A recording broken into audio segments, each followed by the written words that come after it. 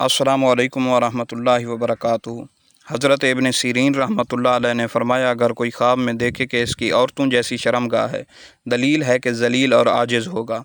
और अगर देखे कि इसके साथ किसी ने जिमा किया है, दलील है कि इससे हाजत पूरी होगी। अगर दो औरतें देखें कि उनकी एक शर्मगाह है, दलील है कि दोनों औरतें एक शख्स की औरतें होंगी। हज़रत इब्राहीम किरमानी रहमतुल्लाह अलैह ने फरमाया, अगर औरत देखे कि इसकी शर्मगाह लोहे या तांबे की है, दलील है कि मुरादों के पाने से नाउमीद होगी। अगर मर्द देखे कि इसकी औरत की शर्मगाह पीछे की तरफ है, दलील है कि वो औरत ऐसी चीज़ को पसंद करती है जिसमें हक़ ताला की रज़ा नहीं है। और अगर औरत देखे कि इसकी शर्मगाह कटी हुई है, दलील है कि दुश्मन पर फतह पाएगी।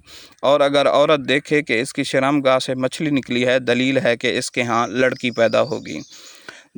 अगर औरत देखे कि खून इसकी शर्मगाह से निकला है, दलील है कि इसका शौहर हालत हैज़ में इससे जिमा करेगा। और अगर देखे कि इसकी शर्मगाह से पीप निकली है, दलील है कि इसके यहाँ फ़र्जंद साले और पारसा पैदा होगा। और अगर औरत देखे कि इसकी शर्मगाह से सियाह पानी निकला है, तो उसकी तावील अव्वल के ख़िलाफ़ है। और अगर औरत देखे कि इसकी शर्मगाह से कै निकली है, दलील है कि इसी कदर माल पाएगी।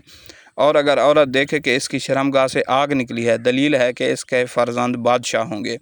और अगर औरत देखे कि किसी ने इसकी शर्मगाह फाड़ी है, दलील है कि इससे मनफ़ियत पाएगी। हज़रत इस्माईल अशअस रहमतुल्लाह अलैह ने फरमाया, अगर औरत देखे कि इसकी शर्मगाह पर बहुत से बाल उगे हुए हैं, दलील है कि अपने फ़र्जंद की वजह से गमनाक होगी। और अगर देखे कि इस पर बाल नहीं हैं, दलील है कि खुश होगी। और अगर देखे कि इस पर सूजन है, दलील है कि माल पाएगी।